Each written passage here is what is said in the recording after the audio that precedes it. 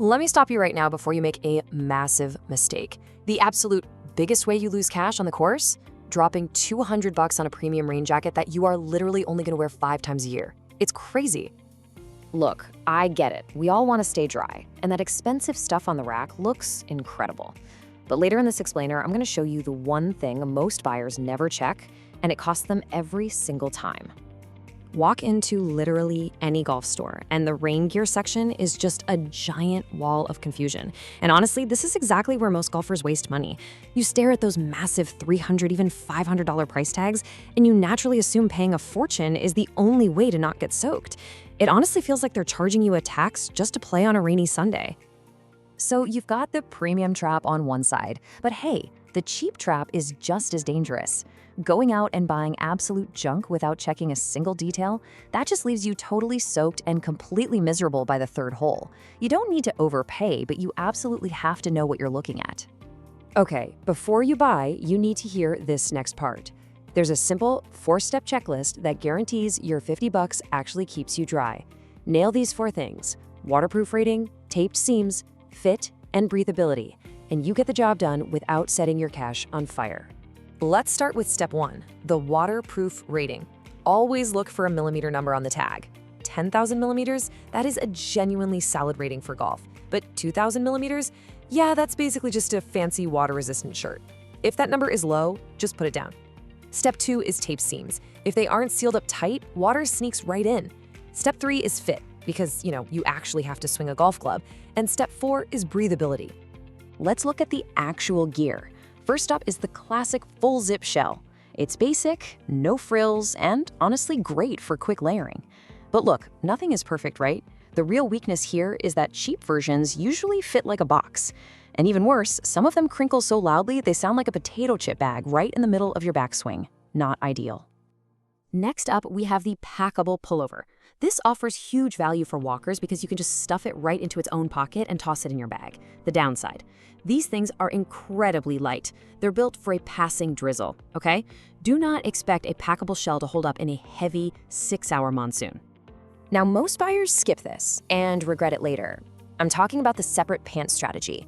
Guys will go out, buy a jacket, completely ignore the pants, and then their legs are completely soaked on the very first wet walk through the rough.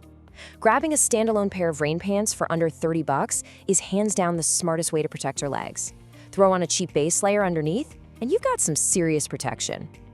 Also, do not forget the small stuff. Cheap accessories like rain gloves, a waterproof bucket hat, or literally just a dry towel will save your rounds so much faster than a $300 jacket ever will. Having a dry grip on your club is completely non-negotiable.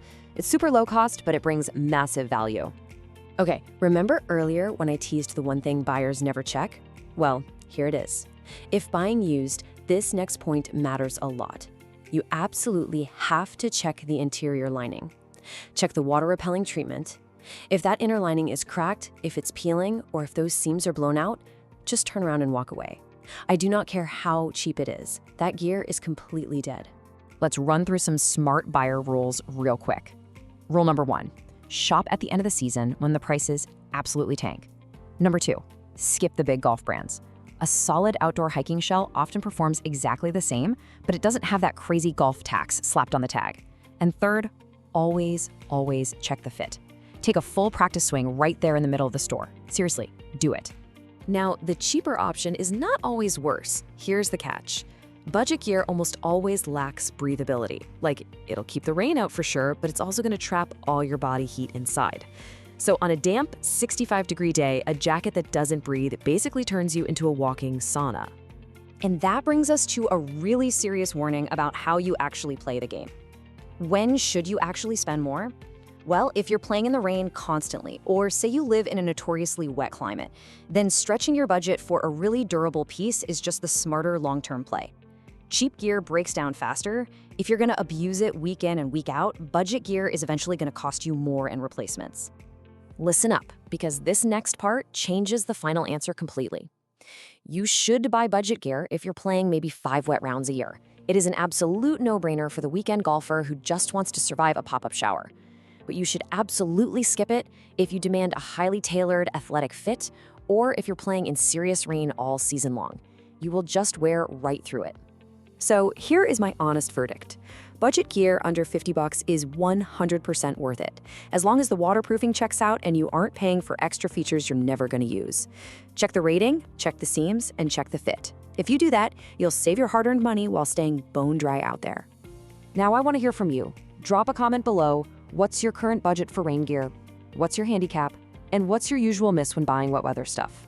Make sure to hit subscribe for more honest buying guides just like this. But before you go, I want you to ask yourself this. The next time you're staring down a $300 rain jacket, are you really paying to stay dry, or are you just paying for the little logo on the chest? Play better, spend smarter, and I'll catch you on the next